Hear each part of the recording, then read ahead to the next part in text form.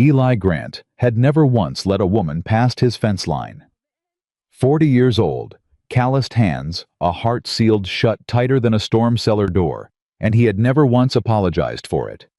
But the summer of 1883 didn't ask his permission. It sent him Clara Bowman soaking wet boots, splitting at the soles, knocking on his barn door at midnight with nothing but a carpetbag and a bruise darkening her jaw. He almost turned her away. He almost did. If this story already has you hooked, hit that subscribe button and come along for the ride and drop your city in the comments below. I want to see just how far this story travels. Eli Grant had not spoken to another living soul in 11 days. He knew because he kept count. Not out of loneliness, he would have refused that word with every fiber in his chest, but because counting was something a man did when his mind needed ordering. 11 days since the last supply run to Mill Haven.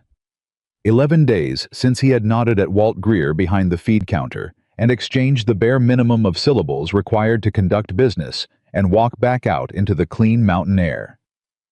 11 days of silence, and Eli had not once felt the lack of it. That was what he told himself. The morning of the 12th day began like every other morning on the Grant Ranch. He was up before the sun cracked the ridgeline boots on the floorboards while the wood stove was still cold. Coffee on before he allowed himself a single conscious thought. The coffee was the first ritual. Then the boots double knotted. Then the hat pulled low. Then the door and whatever waited outside it. What waited outside it in late July of 1883 was Montana in full furious summer. The high pasture grasses had gone gold at the tips. The creek that split his property down the north quarter ran fast and clean from the snowmelt still threading down off the peaks. The air smelled of pine resin and something electric, the kind of something that made the horses pull at their tie lines and stomp ears rotating like weather vanes. Eli stood on his porch and drank his coffee and read the sky the way his father had taught him, which was without romance and without fear. His father had been a hard man. Eli had become a harder one. That was the natural order of things on a mountain. He had 37 head of cattle to check 2 fence lines to walk, and a section of the east barn roof that had been threatening to separate from its framing since the last big wind. He had enough work for 2 men and the body of one, and the will of neither, stopping until sundown. This was his life. He had built it this way deliberately. The only problem with a life built deliberately is that it doesn't account for the things that arrive without asking.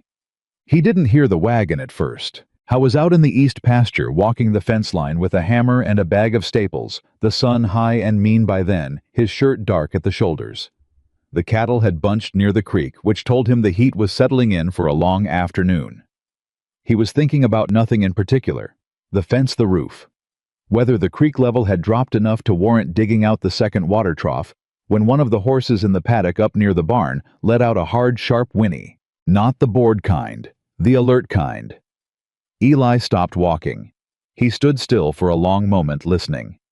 The pasture grass hissed around his boots. The cattle shifted. And then he heard it, the uneven sound of wheels on the rutted track that wound down from the main road through Mill Haven, the track that crossed onto his property line a quarter mile north of the barn. Nobody came down that track. Nobody was welcome down that track. He had made that clear in every way a man could make something clear without posting a sign. And even if he had posted a sign, he suspected his reputation in Mill Haven served well enough. People in town knew Eli Grant. They knew his acreage, his cattle count, his output, and his absolute non-negotiable preference for being left alone. They did not come down his track unannounced. Not anymore. He turned and walked back toward the barn. I wasn't running. He walked the way he always walked, steady and without wasted motion, but his hand had found the fence tool at his belt, and his eyes had found the track, and he was reading the situation, the way he read everything quietly without expression, waiting for information before forming judgment. The wagon that came around the bend in the track was not in good condition. One of the back wheels had a visible wobble. The canvas cover was missing 2 of its bows, the remaining fabric slapping loose. The horse pulling it, a bay mare with a gait that suggested she'd been pushed harder than she had anything left to give, was lathering at the chest and moving with her head low. And the person driving her was a woman. Eli stopped at the paddock fence. He watched the wagon come to a trembling halt about 20 yards from where he stood. The mare's sides were heaving. The woman on the driver's bench sat for a moment that was too long, like she was having some kind of internal conversation about whether she had the strength to climb down. Then she set the brake lever, looped the reins with hands that were clearly not steady, and climbed down. She nearly went to her knees when her boots hit the ground. She didn't.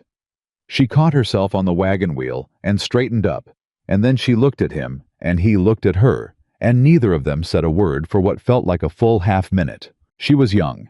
Not as young as his first impression, but younger than he'd expected, late 20s maybe, though. She had the look of someone who had been through something that had aged her around the eyes. Brown hair pinned up, but coming loose in the heat. A dress that had been respectable a few days ago, and was now dusty enough that the original color was a matter of debate. A carpetbag in her free hand. And on the left side of her jaw, partly hidden by the angle she was standing, a bruise that had gone purple and yellow at the edges. "Mr. Grant," she said. Her voice was steadier than her legs had been. He didn't ask how she knew his name. Everybody in the valley knew his name. "You're on private land," he said. "I am," she agreed. "I apologize for that. My name is Clara Bowman. I've come from Millhaven." She paused. "That's not entirely accurate. I've come from Cheyenne originally by way of Millhaven. I arrived in town 3 days ago." He waited. "I was told at the boarding house that the Grant Ranch was hiring. Whoever told you that was wrong?" She didn't flinch. He had expected her to flinch. "I see. I was also told," she continued, "that you were a fair man." "Whoever told you that was equally wrong." Something moved in her expression. Not quite a smile. Not quite anything he had a name for. "I've found that the people who insist they aren't fair usually are," she said. "And the people who insist they are usually aren't, in my experience." He stared at her. She stared back. "Your mare needs water," he said finally. "I'll walk her to the trough. Then you turn this wagon around and head back to Millhaven." "I can't go back to Millhaven. That's not my concern." "No," she said quietly. "I don't suppose it is." I went to the mare. He unhitched her from the traces, carefully running his hands along her neck to check her temperature, feeling her breathing settle as he walked her slowly to the water trough near the paddock gate. She drank with the desperate focus of an animal that hadn't had enough in too long. He stood there and let her drink and did not look back at the woman standing by the wagon. I was aware of her, though. He was always aware of things he was trying not to be aware of. It was one of his more consistent personal failures. When he turned around, she was sitting on the wagon step with her carpetbag across her knees, and her eyes closed, and her face turned up to the sky. She looked exhausted in a way that went past tired. She looked like a person who had been running for some time and had just run out of running. "How long since you ate?" he asked. Her eyes opened. She considered the question with what appeared to be genuine uncertainty. "Yesterday," she said. "I think." He said nothing. "I'm not asking for charity," she said. And there was something in the way she said it, the slight elevation in her chin, the steadiness of her voice, despite all the evidence of what her body was telling her, that he recognized. He had said those exact words himself once to a man who had offered him a hand up after a horse had thrown him and broken 2 of his fingers. He had said it, and set his own fingers, and never mentioned it again. "There's bread and cold beef inside," he said. "Eat something, then we talk." He watched her from across the table while she ate. She ate the way people ate when they were very hungry and trying very hard not to show it. Controlled bites, measured pace, the kind of discipline that required more effort than it looked like. She'd thanked him once briefly, and then put her attention on the food, and didn't perform gratitude at him, which he appreciated more than he would have been able to explain. He sat with his coffee and said nothing. Outside, the sky had shifted in the way he'd read it doing all morning. The electric smell was strong.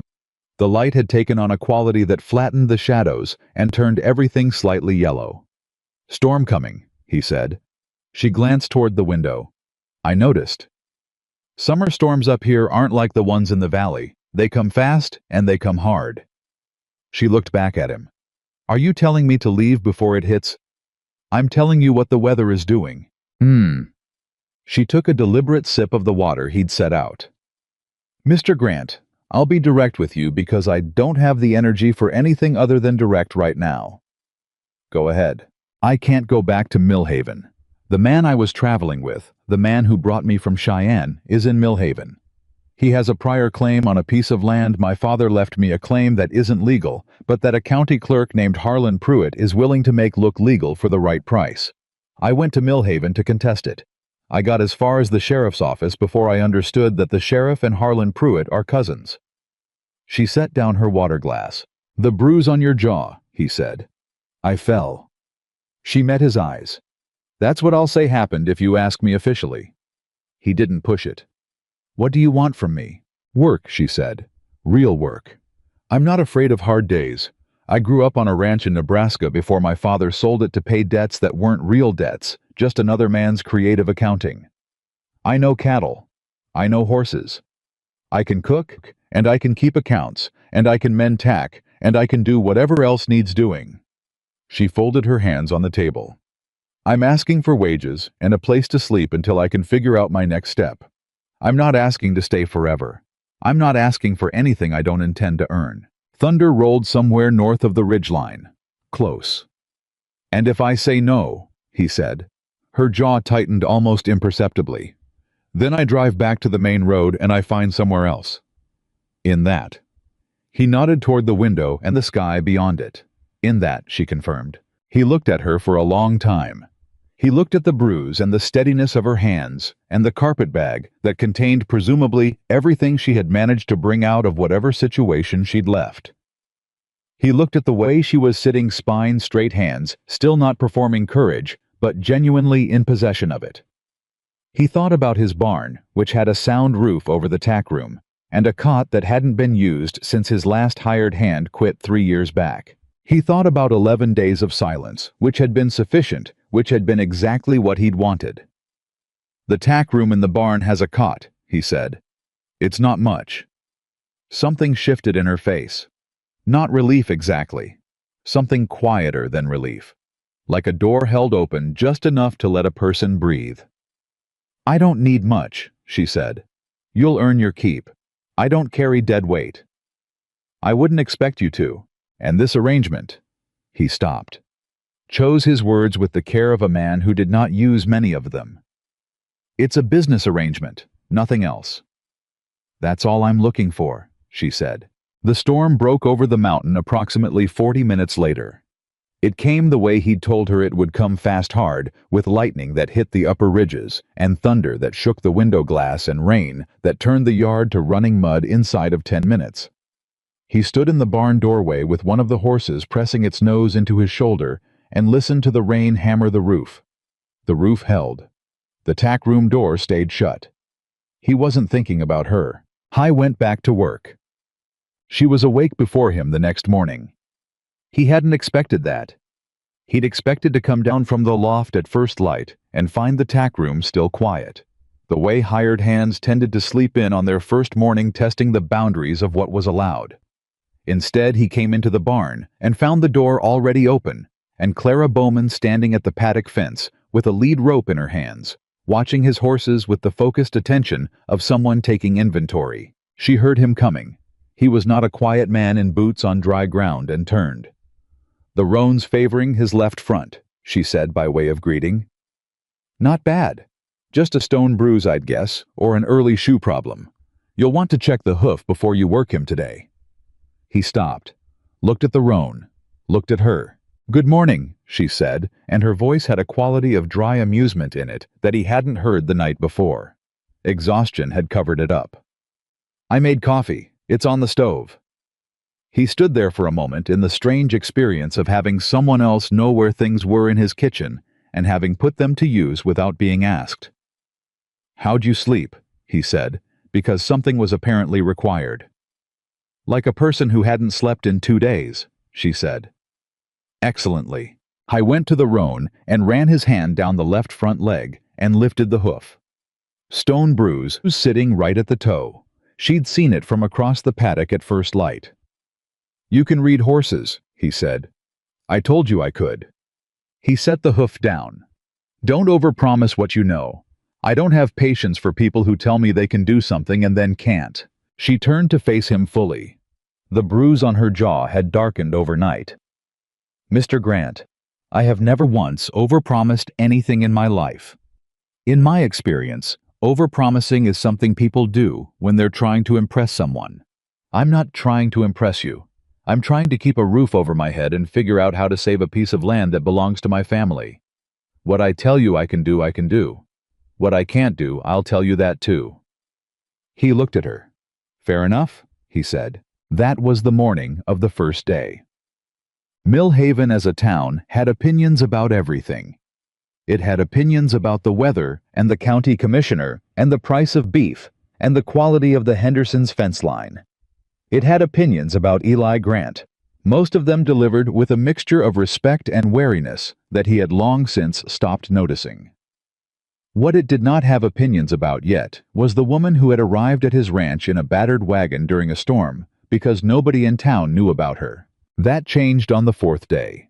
He'd gone in for supplies, a routine run, same as any other, except that he was buying provisions for 2 instead of 1, and trying to do it without making that fact obvious, which was the kind of problem he hadn't thought through before he got to the store. Walt Greer, who missed nothing and forgot nothing, and had operated the feed and supply for 30 years, like a personal intelligence operation, clocked the additional items without comment. Without verbal comment. The look he gave Eli said everything words would have. Eli paid for his goods and loaded them, and was driving back up the mountain road when he passed Martha Hensley coming out of the post office, and Martha said loudly enough to carry across the road, "Mr. Grant, I hear you've taken in a stray." He didn't stop. He kept driving. But he heard her, and he knew the way information moved in Millhaven, which was the way water moved downhill by the path of least resistance, faster than you'd think until it reached everywhere. Clara was in the barn when he got back, rehanging a stall door that had been dragging for longer than he wanted to admit. She had figured out the problem the bottom hinge had bent, and was fixing it with a combination of tools he hadn't expected her to know how to use. "Hand me that," she said, and he handed her the wrench she was gesturing toward without thinking about it. "Town knows you're here," he said. She didn't pause in what she was doing. "I expected that." Martha Hensley was making commentary. What kind of commentary? The kind that implies things. She tightened the hinge, tested the door swing, and turned to look at him. "And that bothers you?" He set his jaw. "I don't run my life based on what bothers me." "Okay," she said. "Then it doesn't matter." "It might matter to you." "Mr. Grant, I have been talked about by people who knew nothing about me and were happy to say it loudly for the majority of my life." She brushed dust off her sleeve.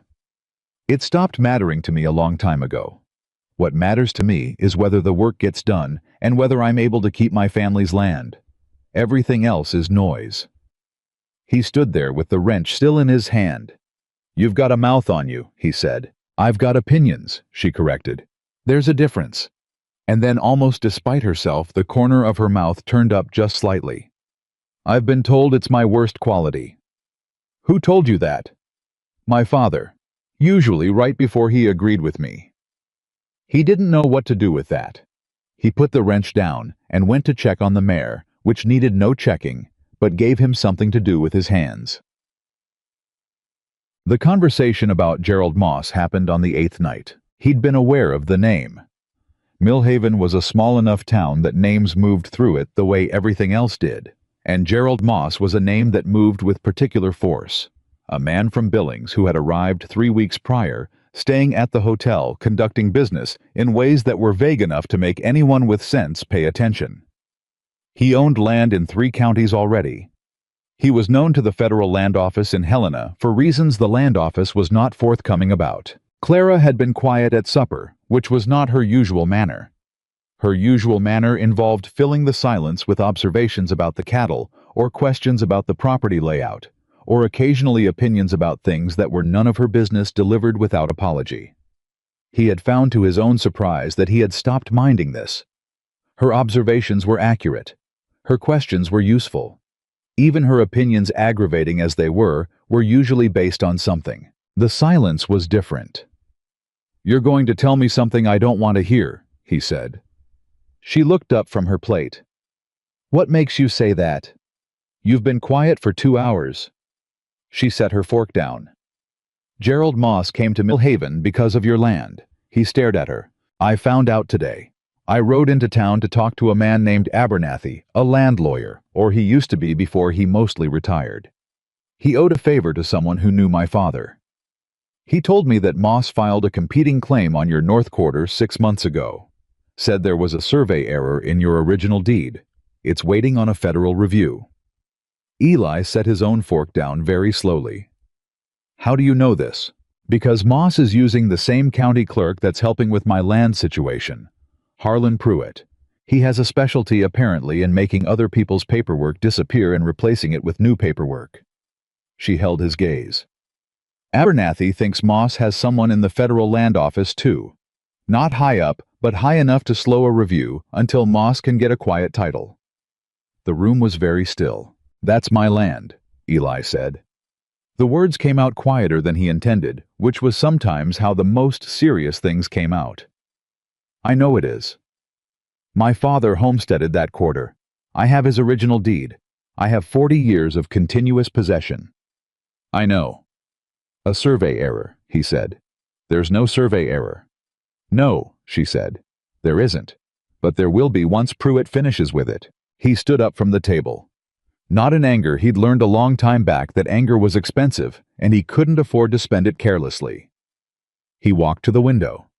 Outside, the summer dark was thick and full of insects, and the mountains sat above it, all the same as it had always sat.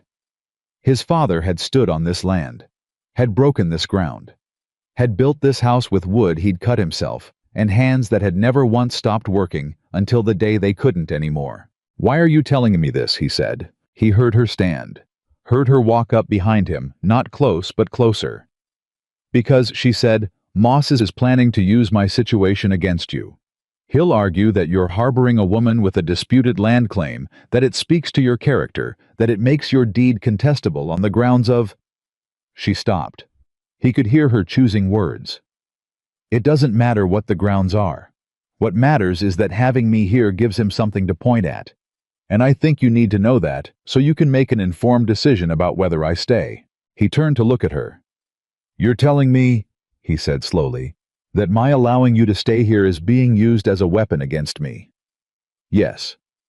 And your solution is to give me the option to ask you to leave." "It's your land," she said simply. "It's your decision." He looked at her face in the dim light, the fading bruise, the steadiness of her eyes, the absolute lack of any appeal or performance in her expression. She was not asking him to choose her. She was handing him information and standing back. It was, he realized, the most honest thing anyone had done for him in a very long time. "You could leave tomorrow," he said. "Where would you go?" "I'd figure it out." "With no money and a broken-down wagon." "It's not that broken down. The wheel wobble is mostly the cotter pin." He almost said something that wasn't quite a word. "Miss Bowman?" "Mr. Grant." "I'm not asking you to leave," he said. Her expression didn't change, but something in her some held tension he hadn't even realized he was reading released. Just slightly. Just enough. "Moss is going to have to come through both our problems to get what he wants," Eli said. "And I've been on this mountain a long time. It doesn't give ground easy. Neither do I." "Neither do I," she said. He nodded once. "Cotter pin on the wagon," he said. "I'll fix it tomorrow." "You don't have to." "I know I don't have to." He moved back toward the table and picked up his fork. "Sit down and finish your supper." She sat down. Outside, the mountain held its ground in the dark, the same as it had always done, and the two of them ate in a silence that was not for the first time, simply the absence of noise. The cotter pin took him 10 minutes to fix. Clara stood beside the wagon and watched him work and didn't offer to help, which he appreciated. She'd learned that about him already. When he was working through something mechanical, the best assistance was silence and space. She gave him both. He crouched beside the wheel, replaced the pin, checked the axle clearance, stood up, and wiped his hands on a rag without ceremony. "It'll hold," he said. "Thank you," she said. Neither of them mentioned that fixing her escape route was a strange thing to do the morning after he'd told her he wasn't asking her to leave. He didn't mention it because he didn't have a good explanation for it. She didn't mention it for reasons he suspected were more complicated than his. They went to work. That was the rhythm they had found by the 9th day, and it was a rhythm that functioned because neither of them examined it too closely.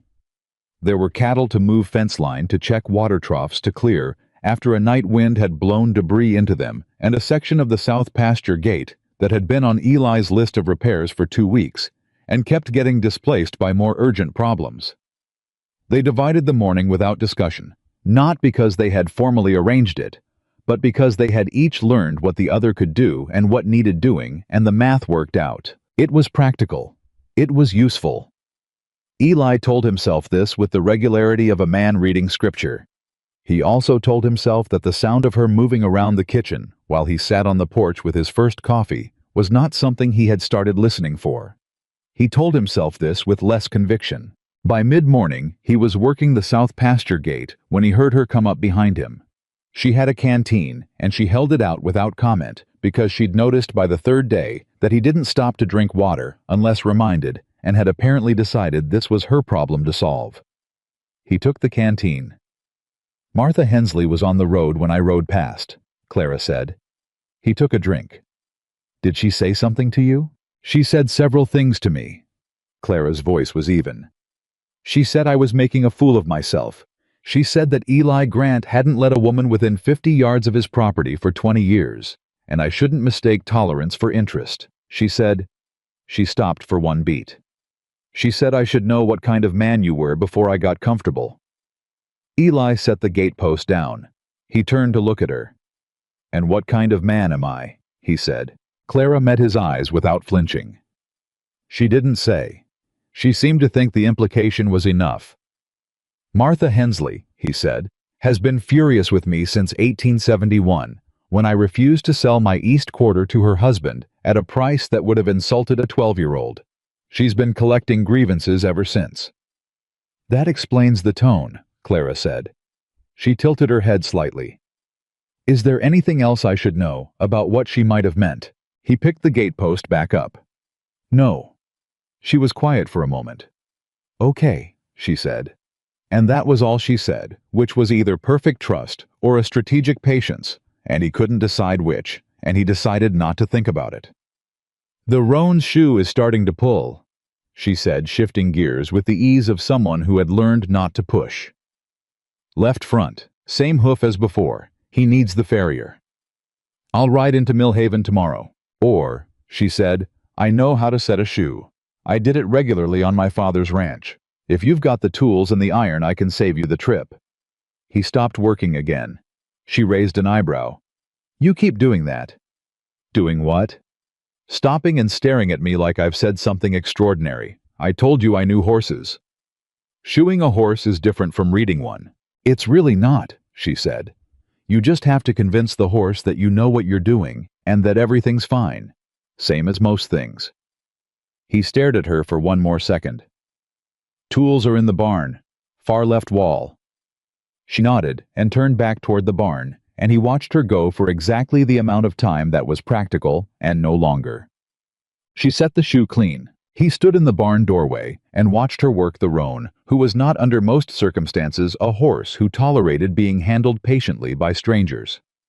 The roan had a temper and a memory, and a strong preference for the familiar. He had unseated 2 hired hands in 2 years, and developed a reputation on the property for being difficult.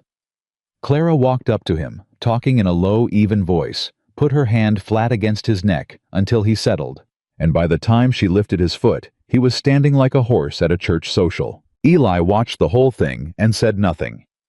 When she was done, and the roan was cross-tied and calm and correctly shod, she cleaned up the tools and put them back in exactly the order she'd found them, and looked at Eli like she was waiting for some kind of evaluation. "Good work," he said. "High praise from you," she said, dry as chalk. Something happened in his chest. He chose not to investigate it. "The cattle in the north quarter need moving tomorrow," he said. "The grass is getting short on the east side." "I know. I checked it this morning." "You went to the north quarter." "I went everywhere this morning. I told you I needed to understand the layout of the land if I'm going to be useful to you." He opened his mouth. "Yes," she said before he could speak. "I know it's your land and I should have asked. But you were asleep when I left, and I was up, and it needed doing.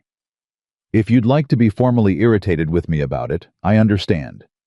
But the North Quarter grass situation is real, and it needed someone to notice." He closed his mouth. "Fine," he said. She smiled, not a full smile, more like the shadow of one fast and small and gone. But he saw it. That night, for the first time since she'd arrived, she asked him about his father. They were sitting on the porch after supper, not beside each other, him in his usual chair and her on the step, but close enough that the conversation didn't require any effort, and the mountain above them was dark blue against a sky still holding the last of the light, and she said, "The deed in your father's name. He homesteaded this land. In 1860, he said, before the war. How old were you?" 17 when he filed the claim, 22 when he died. She was quiet for a moment. "So you've been running it alone for 18 years? Thereabouts. No partners, no hired hands that stayed?" "Had one. He left 3 years ago. Went to California." "Why didn't you replace him?" He looked out at the dark. "Didn't want to." She absorbed this without judgment. "What happened to your mother?" "She didn't make it through the first winter up here." The porch went quiet. Not uncomfortable, she had the ability to sit with hard information without trying to soften it back up, which was rarer than people thought. "I'm sorry," she said. She knew what she was choosing, he said. She chose it anyway. She thought the mountain was worth it. Was it? He looked at the dark peaks, at the land that spread below the house in every direction, at the property his father's hands had pulled from nothing, and his own hands had kept and expanded and defended year after year against weather and debt, and men who thought a lone homesteader without heirs was easy picking. "Yes," he said, and he meant it without apology. Clara nodded like she understood that, like she had her own version of it. "My father's land in Nebraska," she said after a while. "It was 40 acres, nothing like this, but it was his. He'd plowed every inch of it himself." She stopped. When the men from the land company showed up with papers, he believed them. He thought the documents were real. He paid back a debt he didn't owe, and signed over a piece of it to make it stop, and it didn't stop. Her voice stayed steady. "He died believing he'd failed his family. He hadn't. He'd been robbed, and he didn't have the words for it." The insects were loud in the dark. "That's why you came," Eli said. Not a question. "I'm not letting them do it again," she said. "Not to his land. Not to anything else that belongs to people who can't fight back against the paperwork." She looked at him. "I'm sorry that following this became your problem too. I've had worse problems." Eli Grant with a problem worse than a federal land claim challenge. She let a hint of something lighter into her voice. "I'd like to hear what that was." "You wouldn't," he said, and something almost like humor moved through the words.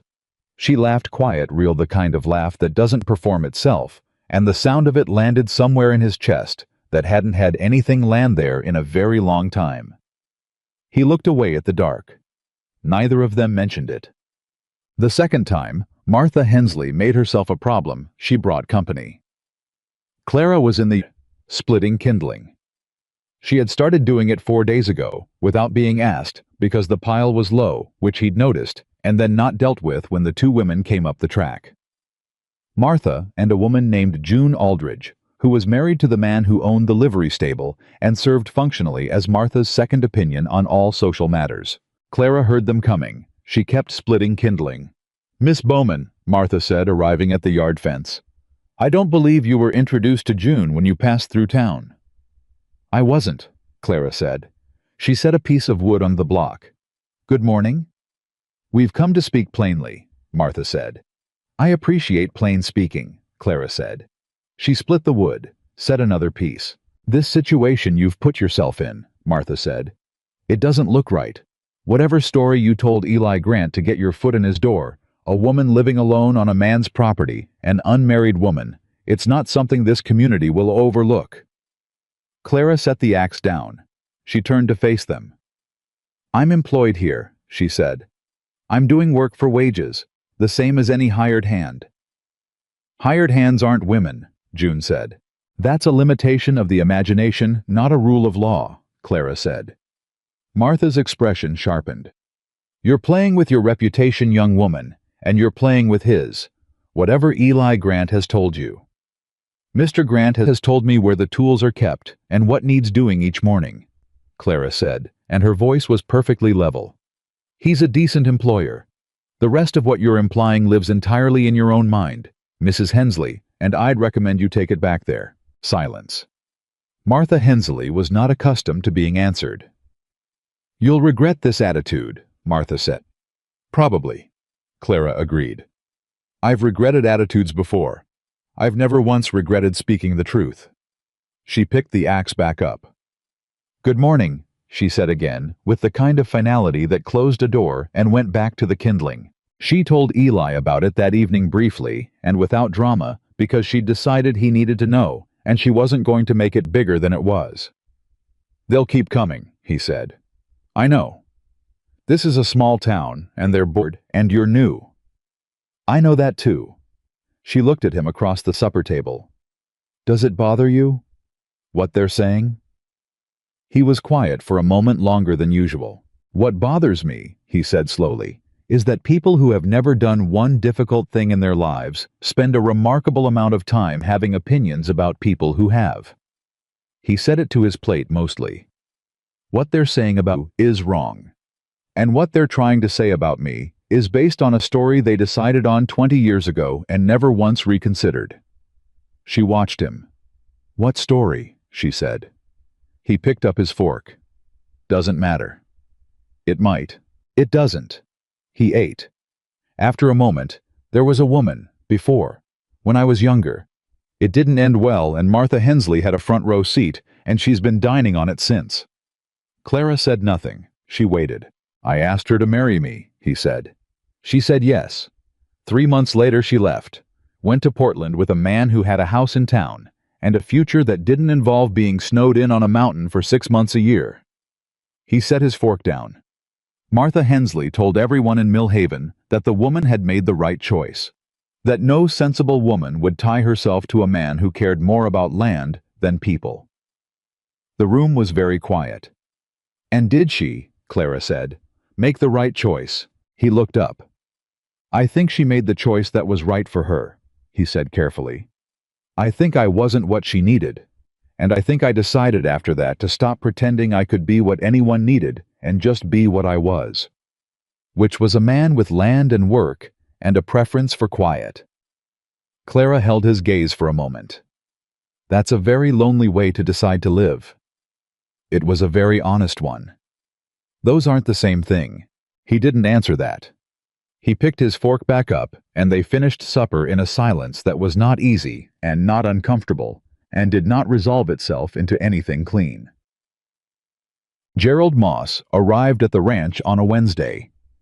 Eli saw the horse coming down the track, a good horse, expensive, the kind a man rides when he wants to be seen arriving, and felt the particular quality of stillness that came over him when something required his full attention. He was at the barn, and he stayed at the barn, and he waited. Moss was in his 50s, well dressed in the way that announced itself. He rode into the yard with the relaxed posture of a man who had never been told no in any setting that mattered to him, and he looked around the property with the assessing gaze of someone calculating value. Eli hated him on sight.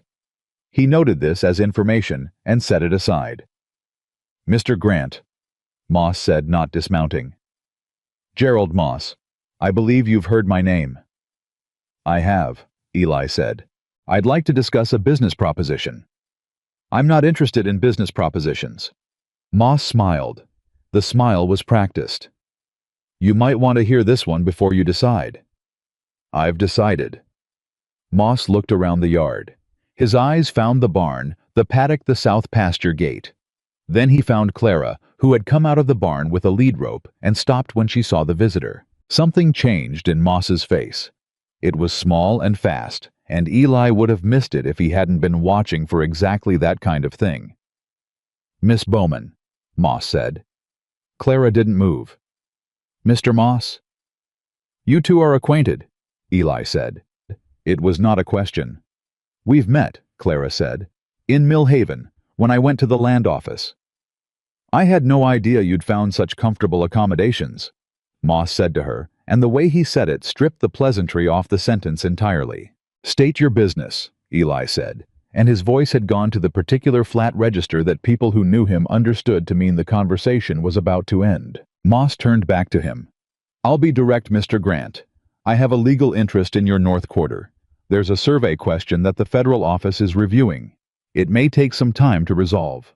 In the meantime, I'm prepared to offer you fair market value for the contested acreage fair, being a better description than you'll get once the federal ruling comes down. The North Quarter isn't contested, Eli said. My deed is clean.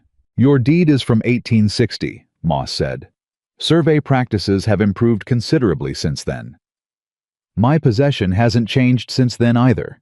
40 years of continuous use and improvement. Which is why I'm offering a price, Moss said pleasantly, instead of simply waiting. The answer is no. Moss nodded slowly. His eyes went to Clara again. You should know, Mr. Grant, that harboring someone with a disputed land interest creates complications for your own position. The federal reviewer will take note of your associations. I'm sure he will, Eli said. I'm trying to offer you a simple solution. And I'm telling you no for the last time. Eli took one step forward. Just one. Ride off my land, Mr. Moss, and don't come back down this track. Moss held his position for a moment. The moment of a man deciding whether the situation required escalation. Then he pulled his horse around smooth and unhurried, performing ease. I'll be in Mill Haven a while longer, he said. My offer stands. He rode back up the track. Eli stood and watched him go. Clara came up beside him. For a while, neither of them spoke. He came here to read the land, Clara said quietly. To see what he was dealing with. I know. He's not going to stop. I know that too. Eli turned to look at her. He knew who you were. He knew you were here. He's been watching Mill Haven since before I arrived, she said. He probably knows everything I've done since I got there. Which means Harlan Pruitt told him about you before you even left the land office. Yes, she said. He looked back up the track, empty now, the dust settling back into the ruts. He's connected to your land claim, Eli said. Pruitt is working both our cases. I think so, yes.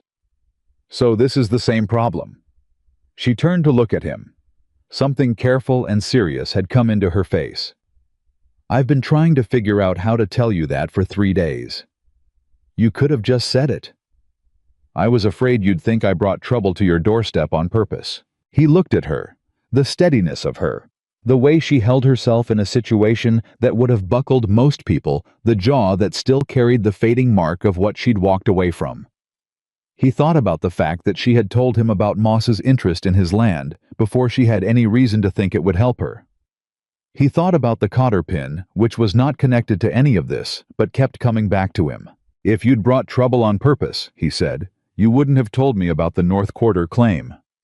She let out a breath, small, controlled, but he heard it. No, she said, I wouldn't have. Then we work the problem, he said. Together. He said the last word like it cost him something. Because it did. Because together was a word that required a rearrangement of certain things he'd organized very carefully for a very long time, and his chest knew it, even if his face didn't show it. Clara looked at him. Her expression was not gratitude exactly. It was something older than gratitude, like recognition. Together, she said, above them. The mountain held its ground, unchanged, the way it had always held it, and below it, the two of them stood in the settling dust and figured out what came next. Abernathy's office smelled like old paper and pipe tobacco, and the particular staleness of a man who had stopped opening windows sometime around 1875. How was 70 if he was a day? With hands that shook slightly when he poured coffee he hadn't offered, but made anyway, and eyes that were still sharp in the way that outlasted everything else in a man.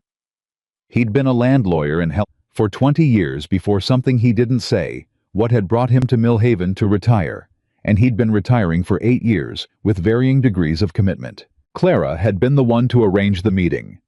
Eli had been the one to drive them in because the wagon was his and the road was bad, and neither of them mentioned the other possible reason, which was that walking into town together was a statement whether they intended it as one or not. Millhaven noticed. Millhaven always noticed. Abernathy looked at them both across his desk, and then he looked at the documents Clara had spread in front of him.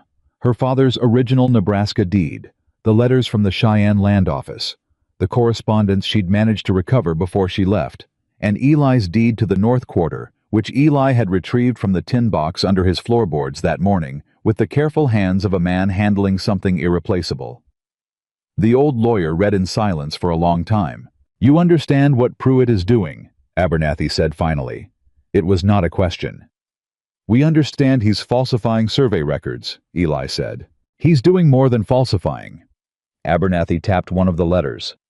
"This correspondence here, this is from a federal land office reviewer named Calvin Marsh. You see this phrase here, quiet resolution of competing interests." He looked up. That phrase has a specific meaning in Moss's world. It means the reviewer has been paid to delay the proceeding until the original claimant either sells out or dies. The room went very still.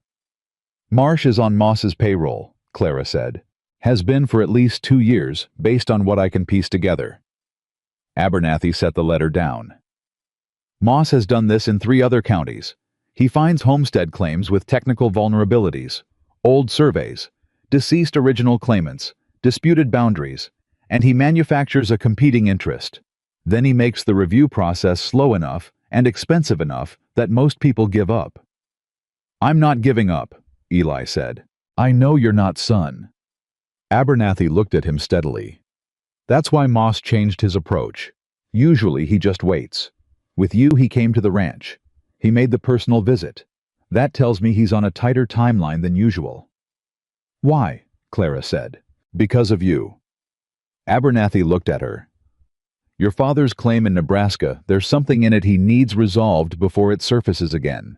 Something that if it came to light would connect him to Pruitt and to Marsh in ways that would be difficult to explain to a federal judge." Clara leaned forward. "What is it?" Abernathy hesitated in the way of a man deciding how much truth was useful versus how much was simply dangerous. "Your father's deed," he said slowly. "The original. The one he signed over. There's a notation on it, a recording date that doesn't match the date. Pruitt logged it into the county record. It's a 2-day discrepancy. Seems minor. But that 2-day gap means the deed was backdated. And if it was backdated, the entire transfer is fraudulent. And if that transfer is fraudulent, then every subsequent transaction Moss made using that land as collateral is fraudulent too," Clara finished. Abernathy nodded. "How many transactions do you imagine a man like Gerald Moss has made over 8 years using improperly acquired land as backing?" Eli looked at Clara. Clara looked at the documents on the desk. "I need the original deed," she said, "with the notation." "Yes," Abernathy said. "You do." "Where is it?" "That," he said, "is the problem. It went into the county records office in Cheyenne, which is currently under the administration of a man who replaced the previous clerk 18 months ago." He folded his hands. "The previous clerk, I should mention, died. The official cause was a heart ailment. He was 43 years old and had been in good health." The silence in the office was of a different quality now. "Moss," Eli said. "Flat. Certain. I can't prove that," Abernathy said. "And you didn't hear me say it." They drove back up the mountain without speaking for a good 1.5 miles. The horses worked the aid, and the afternoon sun pushed hard from the west, and Eli held the reins with the same steadiness. He held everything which Clara had come to understand was not the absence of emotion, but the deliberate management of it. She was doing the same thing. Managing. "He had someone killed," she said finally. "Maybe. Abernathy thinks so. Abernathy is careful with what he thinks." Eli kept his eyes on the road. "Which means he's more certain than he's saying." She sat with that. "The deed is in Cheyenne. In a records office run by someone Moss put there. Yes. And without the deed we can't prove the backdating. No. He was quiet for a moment. What did your father look like? The question came from nowhere. She turned to look at him. What? Your father. What did he look like? She stared at him for a moment, thrown completely off the track she'd been running. He was tall, big hands, laughed at his own jokes before he finished telling them. She stopped. Why are you asking me that right now? Because, he said, I want to know who we're doing this for, not just the land, who. Something happened in her chest that she hadn't been expecting. She turned forward and looked at this road. His name was Robert Bowman, she said. He grew up in Ohio, came west when he was 20 because he believed the land could be earned if you worked it hard enough. I was right. He just didn't account for people who thought the law was something you could buy along with everything else. Eli nodded once. My father's name was Thomas Grant, he said. He homesteaded this mountain because he said a man needed something to look at that was bigger than himself. He was afraid of very few things, and paperwork was not one of them, and he would be incandescent with rage at what Moss is doing to his deed. Clara looked at his profile. The jaw, the steadiness, the total absence of sentiment in the delivery, and the total presence of it beneath the surface. We're going to get that deed, she said. Yes, he said. We are. Cheyenne is 4 days' ride. 3 if you don't sleep much. You can't leave the ranch for 3 days. I know. He looked at her sidelong. Which is why I'm not the one going to Cheyenne. She stared at him. You want me to go alone? I want you to go with someone who knows Cheyenne and knows how a records office works and knows how to get a document out of one without making it an incident. He said it calmly, like it was already decided. Abernathy has a nephew who works in Helena. He mentioned him. Did you notice? She thought back. She had noticed actually a brief comment easily missed about a nephew who had done federal work. She'd filed it and moved past it. You think he was offering? I think he was telling us where the next step was without saying it directly, because if he says it directly, he becomes part of it.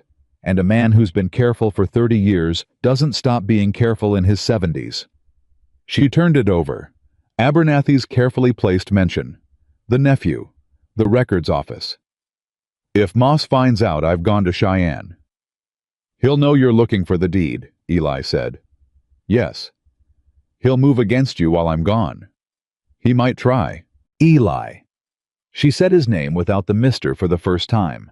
Just his name flat and direct. If something happens to your land while I'm away trying to save my family's, then we deal with it. He said it without hesitation, which was worse somehow than if he'd had to think about it. This is the same problem, Clara. We said that. One man pulling 2 strings. If you get the deed, you pull out the string. Both of us get clear. She had been on her own for a long time. She had carried things by herself for a long time because there had been no other option, and she had made that into a discipline, and then made the discipline into an identity. The idea of someone saying your problem is my problem and meaning it without condition was it required her to hold very still for a moment. Okay, she said. Just okay. Like it was simple. Because if she said anything else, she wasn't sure what would come out. She left for Cheyenne 2 days later, riding the bay mare, who had recovered her strength and her temperament, and was now solid enough for a long road. Eli had spent those 2 days in a focused, methodical preparation that he didn't explain and didn't make sentimental. He checked the mare's shoes himself, both of them working side by side in the barn without speaking, and packed provisions with a care that was practical and precise. And when she came to the barn at first light on the morning she was leaving, he was already there. Abernathy's nephew's name is Daniel Crisp, he said. He's expecting you. You'll ask for him by name at the Federal Land Office on Cary Avenue, and tell him Abernathy sent you, and say the words quiet resolution. He'll know what it means. What does it mean to him? It means the opposite of what it means to Moss. He handed her a folded piece of paper. That's a letter. Don't open it. Give it to Crisp. She took the paper. What does it say? What needs saying? She put it in her coat. She checked the saddlebag.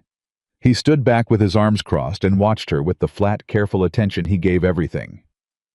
If Moss's man comes while I'm gone, she said, I can handle Moss's men. Eli. He looked at her. Be careful, she said. Please. Something moved through his expression, fast contained like a current under ice. Ride careful, he said. Don't stop in Sheridan. Go around. Why? Because Sheridan has a deputy who owes Moss money. I don't want you on his radar. She stared at him. How do you know that? I've been on this mountain a long time, he said. I know things. She almost laughed. She almost did something else. She put her boot in the stirrup and swung up and settled the mare. And when she looked down at him, he was looking back at her with something in his face that was not nothing. It was very clearly not nothing. But neither of them named it, and she rode out of the yard while the morning was still gray, and she didn't look back, and he watched until she was out of sight. He knew exactly how far gone she was by the quality of the silence. Moss made his move on the third day. Not Moss himself. Moss sent a man named Doyle who arrived with a writ, or what he claimed was a writ, from the county surveyor's office ordering access to the North Quarter for the purposes of the federal review. Doyle had 2 other men with him. They were not carrying surveying equipment. Eli was at the fence when they came down the track, and he walked up to meet them, the way he walked up to everything. Steady, unhurried hands, visible face, unreadable. Mr. Grant, Doyle said, holding out the paper. I have authorization to survey your North Quarter. Eli took the paper, read it, handed it back. That's not a federal writ, he said. That's a county document signed by Harlan Pruitt, who is a county clerk, not a federal reviewer, and has no authority to authorize a survey of land under federal review. He looked at Doyle directly. You know that. Doyle's jaw tightened. Sir, you came down my track with 2 men who aren't carrying anything that looks like survey equipment, Eli said. Which means you came down here to walk my land and look for something. I don't know what. I don't particularly care. He took 1 step forward. I'm going to tell you once to get off my property. I'll tell you once. The 2 men behind Doyle exchanged a glance. Doyle looked at Eli, at the size of him, at the absolute absence of anything in his expression that could be read as bluff, and made a calculation. Mr. Moss has a legitimate interest. Once, Eli said. They left. He watched them ride back up the track, and then he went back to his fence work. And that evening he sat on the porch alone for the first time in weeks, and the silence had a different texture than it used to have. And he sat with that fact without examining it too closely, which was something he was getting less good at. He missed her company. He would not say it out loud, not then, not to anyone. But the fact of it sat with him in the dark, solid and undeniable as the mountain. So, she came back on the 5th day, not the 4th, and she came back alone, and when her mare came down the track in the late afternoon, Eli was at the paddock fence within 30 seconds of seeing the dust. He didn't run. He walked fast. She dismounted without ceremony, and the first thing she did was reach into her coat and pull out a document and hold it up. I have it, she said.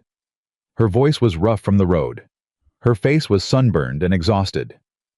The original deed, with the notation. Crisp made a certified copy through the federal office. It's official, Eli. It has the federal stamp. He looked at the document. At the federal seal. At the recording notation with its 2-day discrepancy, neat and damning and entirely real. Then he looked at her. You're all right, he said. I'm fine. She lowered the document. Sheridan. I went around Sheridan like you said, but between Sheridan and Laramie, someone was following me, for about half a day. Every muscle in him went still. How close? Close enough that I knew, not close enough to do anything. She met his eyes. I rode hard for 3 hours and lost him. Moss knew you'd gone, he said. He had someone watching, yes, but I got out of Cheyenne before they could do anything official. She held up the document again. This goes to the federal land office in Helena, not through Marsh. Crisp gave me a direct contact, a senior reviewer named Walsh, who Crisp says is clean. This bypasses Marsh completely. He reached out and took the document from her hands with the same care he'd used handling his father's deed. He looked at it for a long moment. At the date. At the notation. at everything that Moss had paid to make disappear now real and certified and stamped. "Your father," he said. "Yes," she said quietly.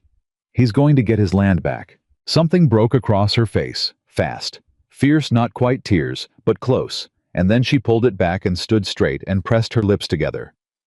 "He deserved better than what happened to him," she said. "This is better than what happened to him." He nodded.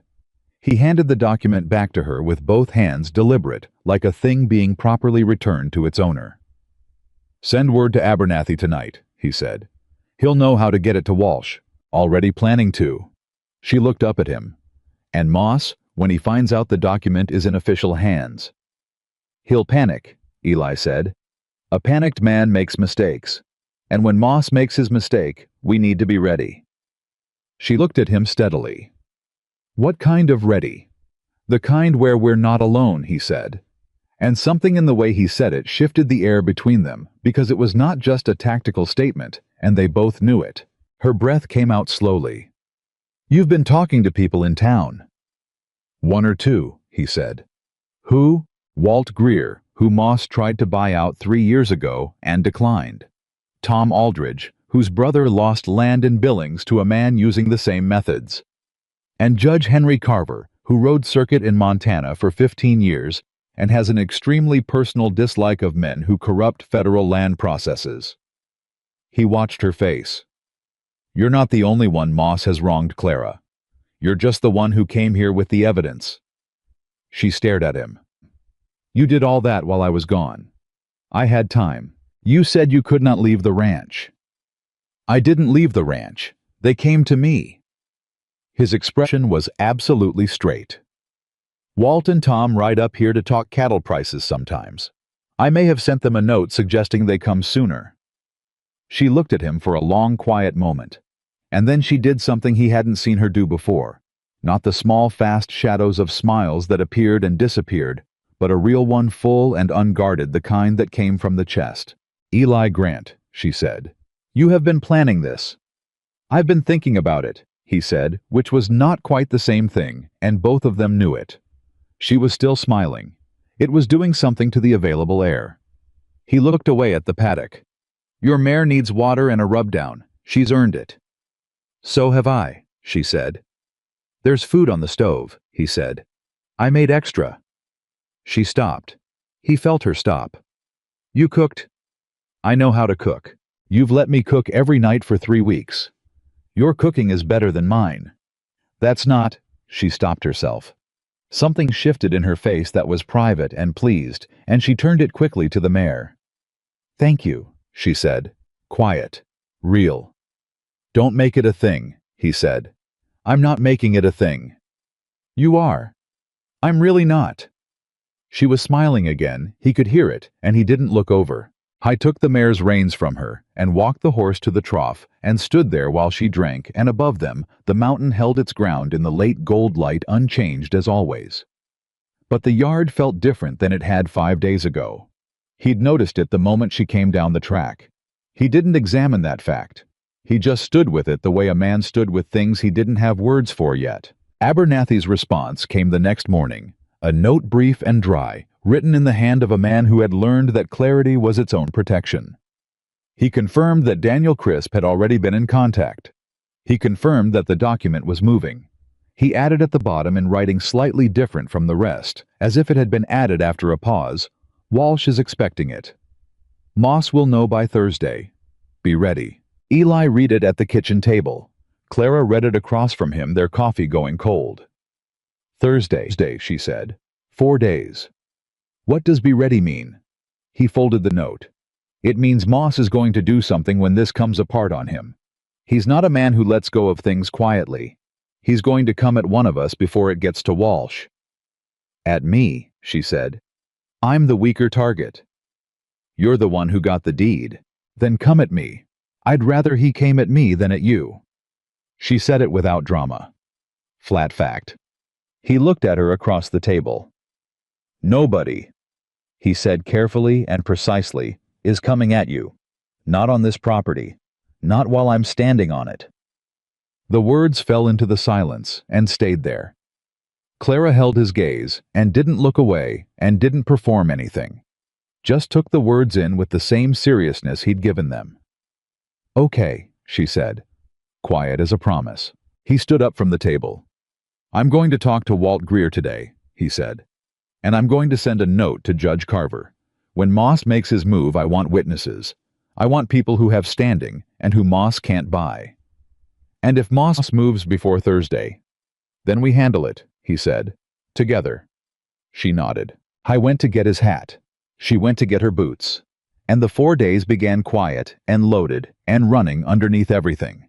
Like the creek in the North Quarter, fast and cold and not stopping for anyone. Wednesday came in hard and fast. Not Thursday, Wednesday. Which meant Moss had found out about Walsh sooner than Abernathy had calculated, which meant someone in the chain had talked, which meant the careful window they'd been working inside had just slammed shut 24 hours early. Eli knew at the moment Walt Greer rode down his track at 7 in the morning, which Walt had never once done in 12 years of neighborly acquaintance. Walt was a man of routine and manners, and he did not arrive unannounced before 8. The fact that he was here at 7, riding hard, his face set in a way that telegraphed urgency without words, told Eli everything before Walt opened his mouth. Clara was in the barn. Eli went to meet Walt at the paddock fence. "Moss is at the sheriff's office," Walt said, not bothering with a greeting. "Got there first thing this morning. He's filing a complaint, says you're harboring a woman who has a fraudulent claim against property he legally acquired. He's naming Clara specifically. He wants her removed from your property by county authority." Eli absorbed this without moving. "Sheriff Briggs." Briggs is Pruitt's cousin. You know what that means. "It means the complaint gets processed fast. By noon, they're saying." Walt leaned on his saddle horn. "Eli, he's trying to get her out of here before Walsh receives that document. If she's under a county order, the whole thing gets tied up in local jurisdiction, and Moss controls the timeline again." Eli turned toward the barn. "Clara," he called. She appeared in the barn doorway with a curry brush in her hand, and read his face before he said a word. She'd gotten good at that. He'd noticed it happening, and hadn't quite decided how he felt about being readable to another person. "What happened?" she said. "Moss went to Briggs. He's filing to have you removed. County order by noon." She didn't flinch. She set the curry brush down on the fence post with a deliberate calm that he recognized as the same kind of management he did himself. "How long do we have?" 5 hours, maybe less." She thought for exactly 3 seconds. "The document is already moving toward Walsh." "Abernathy sent it yesterday evening," Eli said. "But if you're under a county order before it arrives, then I'm a disputed party in a legal proceeding, and anything I've filed becomes contested." She looked at Walt. "Is Judge Carver in town?" "He was at the hotel last night," Walt said. "He's supposed to ride out this morning." "Can you get to him before he leaves?" Walt looked at her, then at Eli, then back at her. "Ma'am, I can try." "Don't try," she said. "Get there.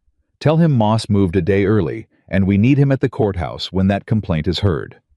Tell him Clara Bowman has certified federal documentation that supersedes the county complaint, and she needs someone in that room with authority to say so." She paused. "Can you tell him exactly that?" "Word for word," Walt said, and something in his expression had shifted, the particular shift of a man reassessing a situation he thought he understood. He pulled his horse around and went back up the track at a pace that said he'd taken the word for word seriously. Eli looked at Clara. "You've done this before," he said.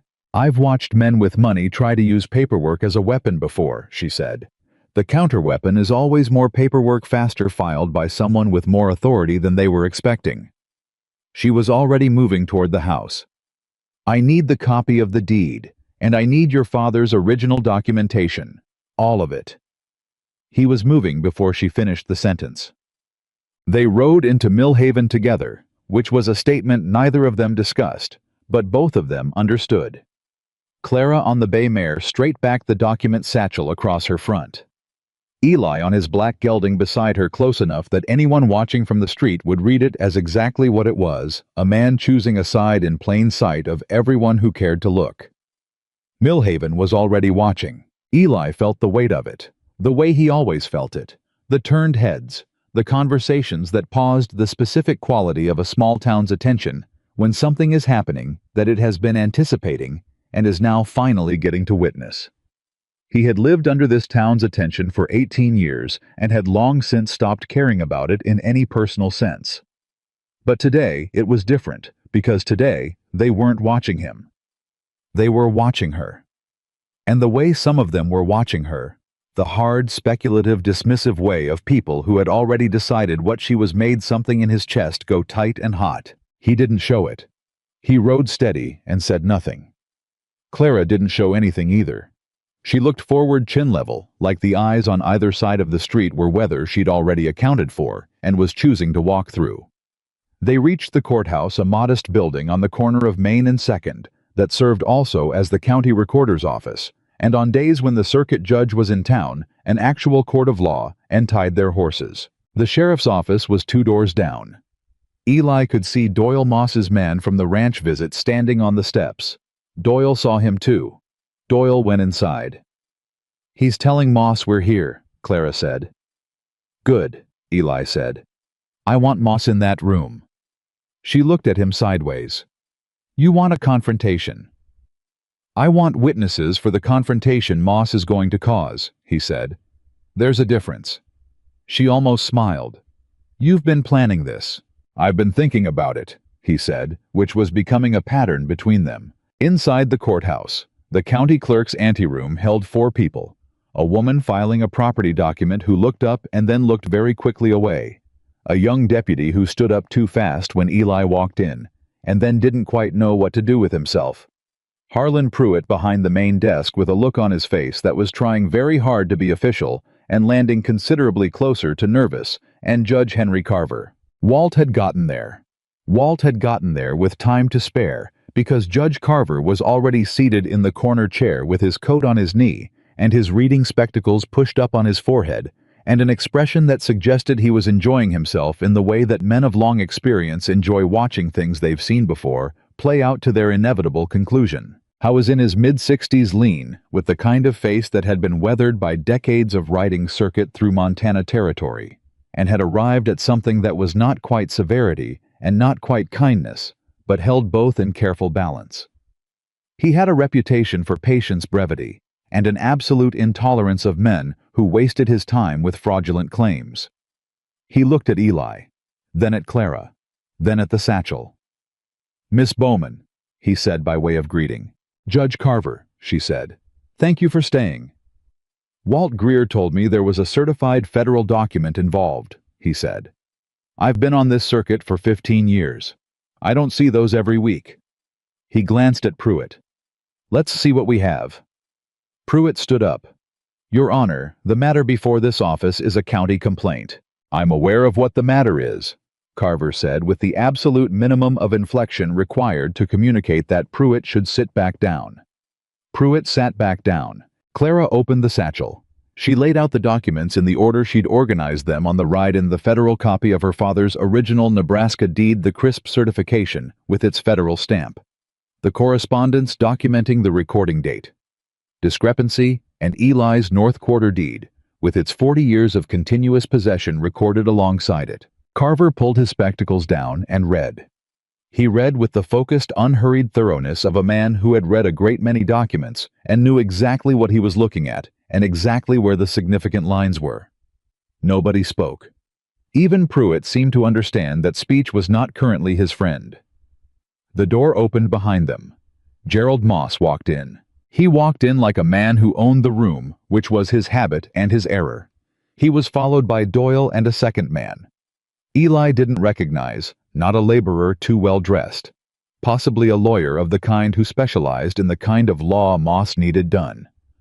Moss took in the room in one fast scan, and his eyes landed on Judge Carver, and something happened in his expression. Not fear, not quite, but a recalibration. "Your Honor," Moss said smoothly. "I wasn't aware you were involved in a county complaint proceeding." "I wasn't either until this morning," Carver said without looking up from the documents. "Turns out I'm glad I stayed." He turned a page. "Mr. Moss, Do you want to tell me why the recording date on this Nebraska deed is 2 days later than the transfer date on the original document? The room went very quiet. I'm not familiar with that particular, Moss began. The deed from the Bowman property in Platte County, Nebraska, Carver said. Transferred by Robert Bowman in 1879. Recorded by the county clerk on a date that does not correspond to the date of the original document. He looked up. Harlan Pruitt was the recording clerk in Platte County in 1879. Did you know that, Mr. Moss? Pruitt made a sound that was not quite a word. That's a Nebraska matter, Moss said. It has no bearing on. It has direct bearing, Carver said, on the chain of title for any property subsequently acquired using that transfer as a reference point, which would include. He picked up one of the letters from the Cheyenne correspondence. The Laramie County Holdings, the Sheridan parcel. And if I'm reading this correctly, the backing collateral on your claim against Mr. Grant's North Quarter. He set the letter down. Mr. Moss, you have built a considerable structure on a foundation that this document suggests is fraudulent. I'd like to hear your explanation. Your Honor, the well-dressed man beside Moss said, stepping forward. I'm Thomas Reed, representing Mr. Moss. I'd like to object to this proceeding on the grounds that, Mr. Reed, Carver said, with the kind of quiet that was louder than volume. This is a county anteroom, not a court of law, and I'm not currently sitting as a judge. I'm sitting as a private citizen with a territorial appointment who has been asked to observe a document review. You cannot object to me. He looked back at Moss. But I can tell you that as soon as I leave this room, I am writing a letter to the Federal Land Office in Helena and copying the Territorial Governor's Office, and in that letter, I will describe what I have just read. After that, what happens to you is between you and the federal system. He took his spectacles off. So, explanation. Moss said nothing. And that nothing, that long calculated, professionally managed nothing, was louder than anything he could have said. Eli had been standing against the wall through all of this. He had not spoken. He had not needed to.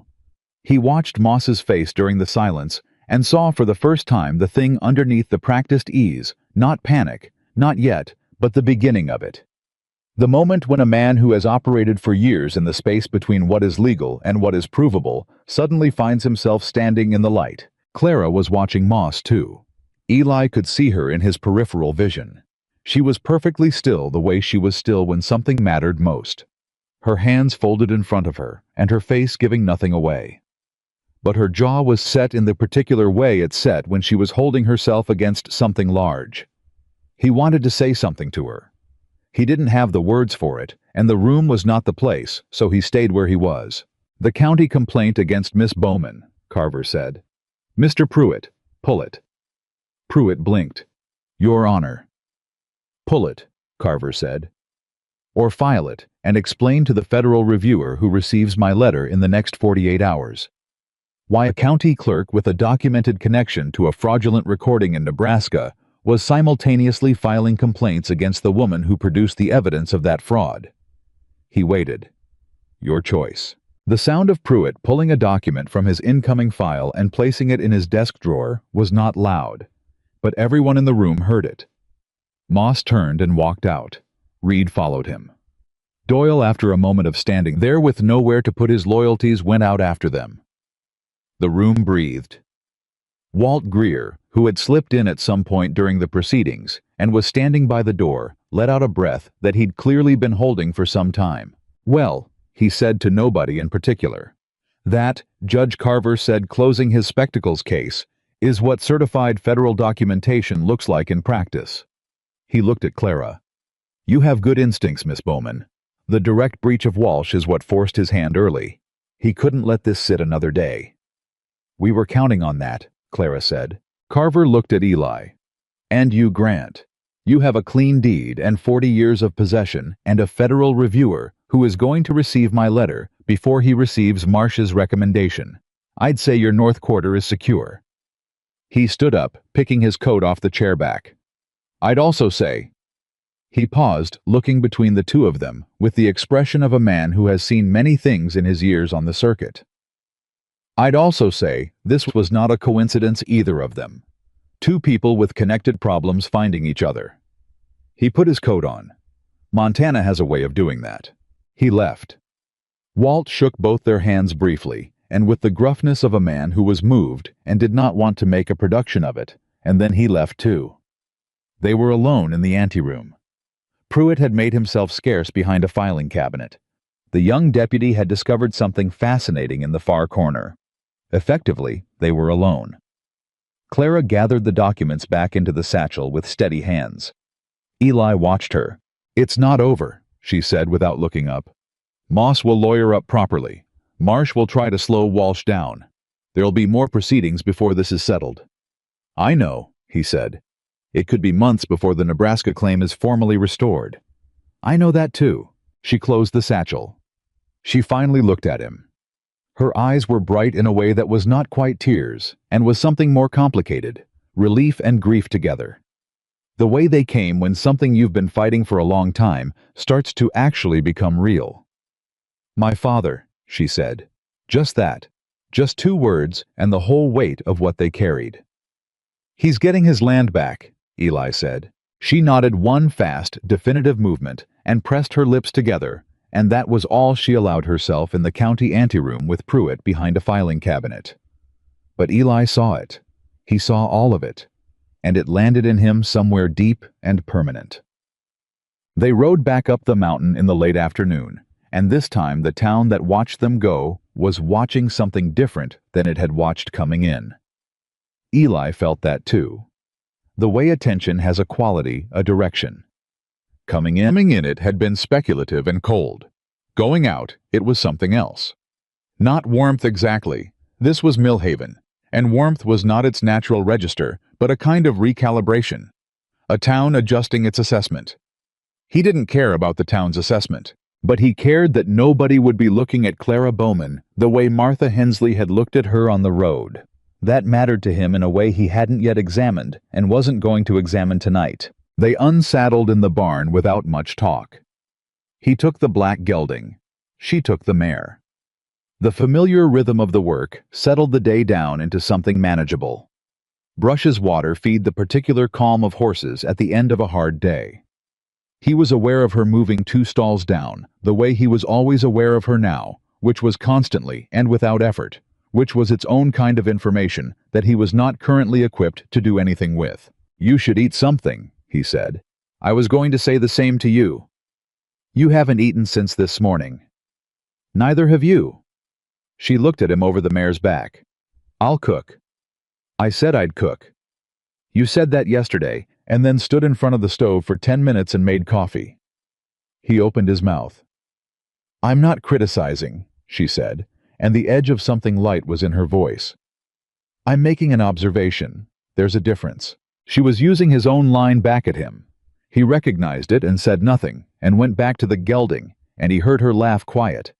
Real the same laugh as before, and the barn felt warmer than the temperature warranted. Supper was bread and cold beef again, which had become their default on hard days, and they ate at the kitchen table with the lamp between them and the mountain dark outside the window. And neither of them spoke very much, because the day had used up a significant portion of the available words. But somewhere between the bread and the second cup of coffee, Clara said, "What happens now after this, when it's settled?" He looked at her. "What do you mean?" "I mean," she turned her cup in her hands, "the land in Nebraska. If it's restored, it needs managing. I can't do that from Montana." She said it carefully, like she was reading the words off something she'd written out in her head. "And your deed is going to be clear.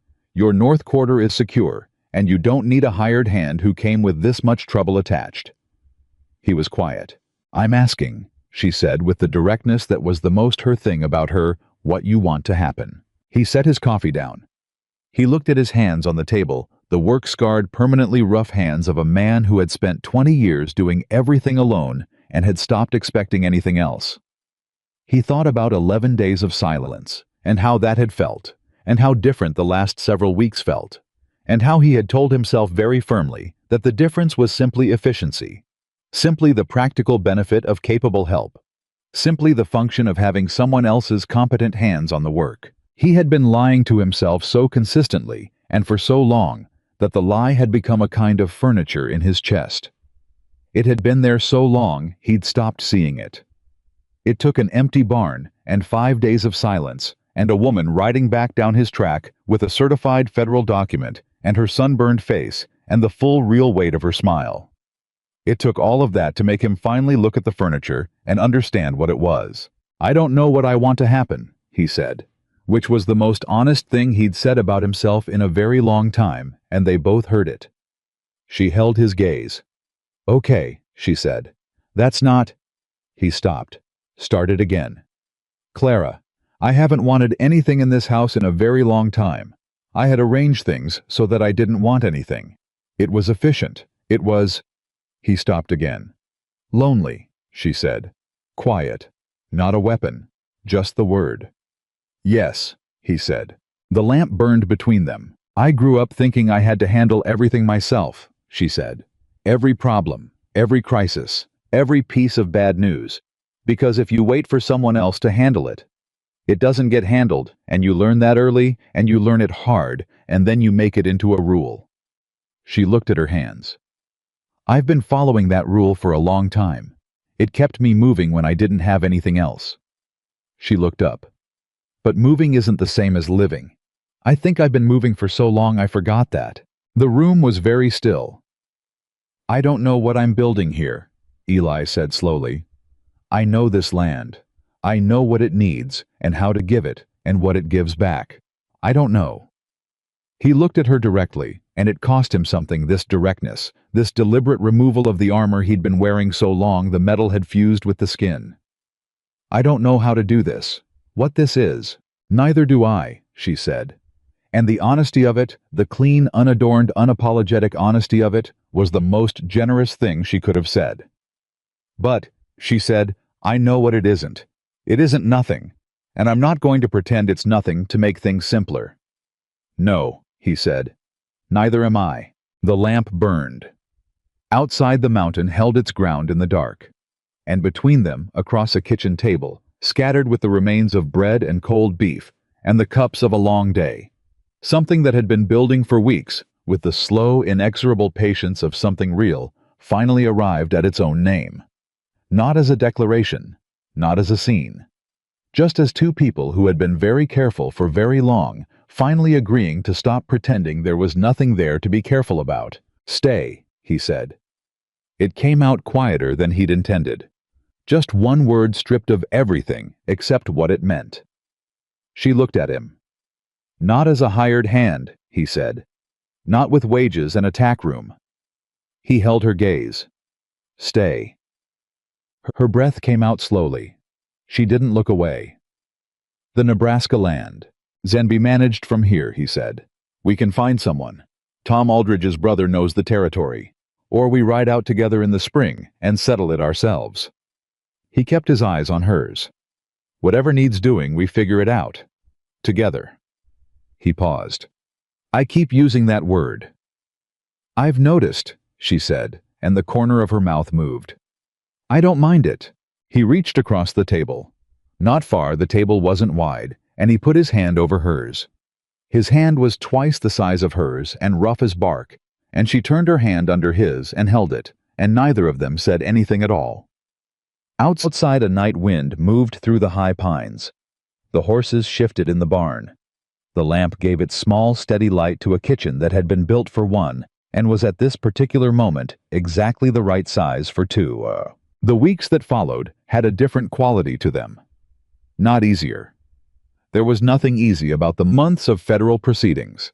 The letters back and forth with Walsh and Helena. The careful documentation that Abernathy orchestrated with the meticulous patience of a man settling a decades-long debt to the concept of justice, but different. The difference was the thing that Eli couldn't have named before she came, and couldn't now stop being aware of, which was simply that none of it was done alone. Walsh's formal review found the Bowman transfer fraudulent within 6 weeks. The backdating was clear in the original document, corroborated by 2 additional records that Crisp located once he knew what to look for. Calvin Marsh, the federal reviewer on Moss's payroll, was removed from his position and referred for a separate inquiry. Gerald Moss faced a federal land fraud complaint that his lawyers were going to spend a very long time and a very large amount of money trying to navigate with uncertain prospects. Harlan Pruitt resigned from the county clerk's office on a Thursday and was replaced by a man named Patterson, who had a reputation for reading what he signed before he signed it. The North Quarter deed was formally confirmed as clear by the federal office in August. Eli received the letter on a morning when he was fixing fence in the east pasture, and Clara brought it out to him on horseback because she'd seen the federal seal and hadn't wanted to wait. He read it standing in the pasture with the summer heat pressing down and the cattle moving in the distance, and Clara on the mare watching him read. When he looked up, she was looking at him with the careful attention she gave things that mattered. He held up the letter. "Done," he said. She let out a breath. "Your father's land." "My father's land," he said. "Mine." He paused. "Ours." The word landed between them clean and deliberate, and she held his gaze and nodded just once, and it was enough. He folded the letter and put it in his pocket and went back to the fence. She rode beside him at a walk while he worked, not because he needed the help, but because she was there, and the day was good, and neither of them had anything else they needed to be doing more than this. After a while, she dismounted and helped without being asked. The way she did everything, and they worked the fence line together in the long summer afternoon with the mountain above them and the valley below and the land in every direction, carrying the particular quality of a place that has been fought for and held, and is now finally simply home. The letter from Nebraska arrived on a Tuesday in late September, and it arrived at the same time as 3 other things that would have each been significant on their own. A second letter from Abernathy, a visitor neither of them had expected, and the first real frost of the coming autumn, which settled on the mountain with a quiet authority that reminded everyone on the Grant Ranch that the world was turning whether they were ready or not. Eli found all 3 waiting for him when he came in from the morning rounds. Clara was at the kitchen table with the letters in front of her, and a look on her face that he had learned to read the way he read the sky, not by what was on the surface, but by the particular quality of stillness underneath it. When Clara went very still, something large was happening inside her. He took off his hat and sat down. "The Nebraska ruling came through," she said. She didn't pick the letter up. She had already read it. "Walsh's office coordinated with the Platte County Court. The transfer is formally voided. The land reverts to my father's estate." She paused. "To me, as his only heir." "That's what we were waiting for," he said. "Yes." She turned the letter once in her hands. 40 acres in Nebraska, free and clear. She looked up at him. "It's real, Eli. It's actually real." He held her gaze. "Your father's land." "My father's land," she said. And then quieter, "Mine." He reached across the table the way he'd taken to doing without ceremony, without announcement. His hand covering hers on the table, and she turned her palm up and held on. And they sat like that for a moment, while the weight of 8 months of fighting settled into something that felt like solid ground. Then she nodded at the second letter. Abernathy's. He picked it up with his free hand and read it one-handed without letting go of her. Abernathy's handwriting was unchanged. Careful, dry, the handwriting of a man who measured words the way a pharmacist measured doses. The letter was brief. It said that Gerald Moss had accepted a settlement with the Federal Land Office that required him to divest all properties acquired through Pruitt's fraudulent recording process. It said that Calvin Marsh had been formally removed and referred to a grand jury. It said that Harlan Pruitt had left Millhaven entirely, and his current location was unknown, which Abernathy noted without apparent regret. And at the bottom, in the slightly different handwriting he used when he was adding something he'd thought of after the same way he'd added the note about Walsh being ready, he wrote, "You two did something that 3 federal offices and a territorial judge have been trying to do for 2 years. That's worth knowing. Burn this letter if you like. I'll deny everything." Eli set the letter down. Something moved through him. Not triumph, not the loud kind, but something quieter and more durable. The way a thing felt when it was actually finished, when the work held. "The third thing," he said. "You said there was a visitor." Clara looked toward the window. "He's at the barn. I told him to wait." She paused. "It's Tom Aldridge." "Tom came here." "He did." Something in her expression told him there was more. He brought his wife and his brother from Billings. And a man I don't know. Eli frowned. What do they want? He said he'd rather say it to both of us together. Eli looked at her for a moment. Then he stood, picked up his hat, and went to the barn. Tom Aldridge was a broad, sun-seasoned man in his 40s who ran the livery stable in Mill Haven and had served quietly and without advertising it as one of the more reliable sources of honest opinion in the county. His wife June was there, the same June who had come up the road with Martha Hensley. In the early weeks, a fact that neither she nor Clara acknowledged directly, though they had arrived at a careful mutual respect over the months that had the texture of something that might eventually become more. Tom's brother Daniel was a tall, quieter version of Tom, with the manner of a man who had worked federal land cases and had strong feelings about the kind of thing Moss had done with Pruitt's help. The fourth man was a stranger, 50s lean with a document case under his arm, and the specific bearing of a professional who had come on professional business. Eli, Tom said. He shook hands. Appreciate you seeing us without notice. We would have sent word, but things moved fast. Things tend to, Eli said. He looked at the stranger. This is James Whitfield, Tom said. He's a land agent out of Helena, and he's got something to say that affects you directly. He glanced at Clara, who had followed Eli out and was standing beside him. Both of you. Whitfield opened his document case. Mr. Grant, Miss Bowman, I've been retained by a coalition of homestead claimants who were defrauded by Gerald Moss over the past 8 years. 17 families across 4 counties. The federal settlement requires Moss to divest, as you may know, and that divestiture includes parcels of land that, under the terms of the settlement, are to be returned to original claimants where they can be identified or offered at original value to adjacent homesteaders where they cannot. He pulled out a document. The parcel adjacent to your North Quarter, Mr. Grant, the 40-acre strip that Moss claimed to have acquired through a prior survey agreement, has no valid original claimant. Moss manufactured the claim wholesale. It never existed. The land is open. Eli went very still. Under territorial homestead law, Whitfield continued, a claimant in continuous possession of adjacent property, with documented improvement history, has first right of offer at pre-fraud valuation. He held out the document. That means you, Mr. Grant, the 40 acres north of your current line, at 1878 assessed value. Eli took the document. He looked at it. He looked at the survey notation, the acreage, the boundary line as drawn. The 40 acres sat between his North Quarter and the federal grazing land above it. Good grass, spring-fed land. He had looked at for years and understood as permanently out of reach. Tom, he said. I know, Tom said quietly. That's why we came up ourselves. Eli looked at Clara. She was reading the document over his arm. He watched her face while she read the focus, the careful parsing of the legal language, the moment when she understood what it meant and what it added to the land they already held. That's a significant expansion, she said to him, not to Whitfield.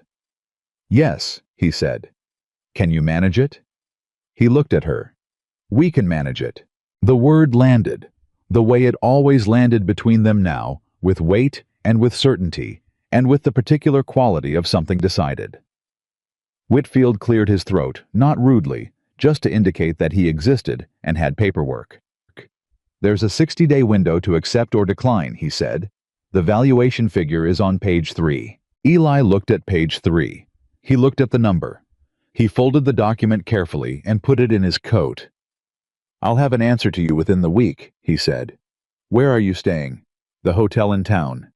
You'll hear from me. Whitfield nodded, closed his case, and shook hands around.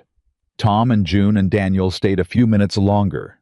Tom to talk cattle, and Daniel to give Eli some additional context about the federal process going forward, and then they rode back down the track in the late morning air, and Eli and Clara stood in the yard and watched them go. When the dust settled, she said, 40 acres. Good land, he said. Spring-fed. How much would the improvement work take? I thought about it. 2 seasons to get it properly fenced and grazed. Maybe 3 to get it producing at full capacity. He looked at her. Worth it. I know it's worth it, she said. I'm asking if you want it. He looked out over the north quarter, invisible from here, but there in his mind, the way all his land was always there, present mapped known. He thought about his father standing on the mountain for the first time looking at ground that was nothing yet, and deciding it was worth a life. He thought about 40 years of that decision maintained and renewed every single morning before the coffee and after the boots, and through every storm and lean year, and the accumulated weight of everything a man carried alone on a mountain. I thought about what ours had meant when he'd said it, and what it would mean for 40 more acres to fall inside it. "Yes," he said, "I want it." She nodded. "Then let's get it." The trouble with things going well. Eli had learned over his life was that trouble didn't check whether you were ready before it arrived. It did not read the calendar. It did not respect federal settlements or clear deed titles or the particular peace of a mountain morning in early October when two people were finding their footing in something new and fragile and worth protecting. The trouble arrived in the form of a letter from Martha Hensley. Not Martha herself. Martha had been notably quieter since the courthouse proceedings, which Eli suspected had less to do with a change of heart, and more to do with the particular shame of having been publicly wrong in front of Judge Carver, but a letter delivered by the postal rider addressed to Miss C. Bowman in handwriting that Clara recognized immediately and set on the table without opening for a full 10 minutes while she made coffee and decided how to feel about it. She opened it. She read it. She set it down and looked at the wall for a moment. "What does it say?" Eli asked. He'd come in from outside and found her at the table with the letter and the particular quality of stillness that meant something large. "She's apologizing," Clara said. He stared. "Martha Hensley is apologizing. Apparently." Clara looked at the letter again like she was checking whether it had changed. "She says she made assumptions about my character that were not justified. She says she watched what happened in the courthouse, and she understands now that her word is small. She says she was small about it." Clara set the letter down. "She wants to know if I'd come to her sewing circle on Thursday." Eli sat down across from her. He looked at the letter and then at Clara's face. "Are you going to go?" he said. She considered this with the full serious attention she gave everything. "She was cruel to me," she said. "In the way that women can be cruel to each other when they've decided a woman doesn't belong somewhere. That's not a small thing." "No," he agreed. "It isn't. But she's also the kind of woman this town listens to." She looked at him. "If she's changed her position, that matters. Not for me. But for any other woman who comes through Millhaven and needs a place to stand and gets Martha Hensley instead." He watched her. "You're going to go," he said. "I'm going to go," she confirmed. "And I'm going to be honest with her, which she may not enjoy, and then we'll see what she does with it. She may not handle honest well. Then we'll find that out too." She folded the letter. "You think I shouldn't?" "I think you should do exactly what you're going to do," he said. "I just want to be sure you know it might not be what you're hoping for." She looked at him across the table. "Eli, I've been hoping for things that turned out to be harder than expected since I was 19 years old. It hasn't stopped me yet." He said nothing. "It's a sewing circle," she said, and something light moved through the words. "The worst thing that happens is bad conversation and mediocre cake." He said nothing, but something moved in his expression that she had learned to read as the internal version of a smile. She went on Thursday. She came back in the late afternoon with flour on her sleeve and a look on her face that was thoughtful and complicated, and not quite what he'd expected, which was exhaustion or frustration or both. She came in, hung up her coat, poured herself coffee, and sat at the table. He waited.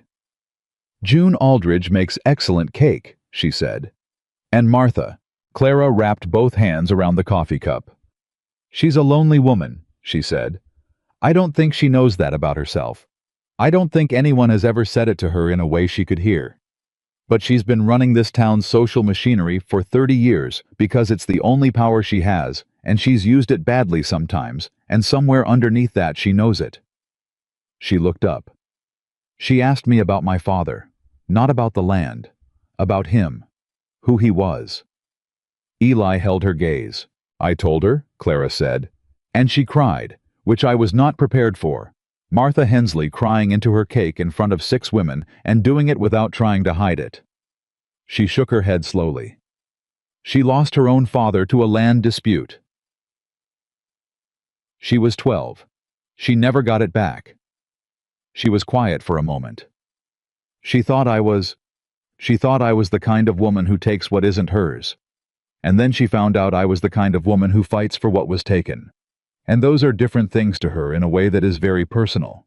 The kitchen was quiet. "You feel sorry for her," he said.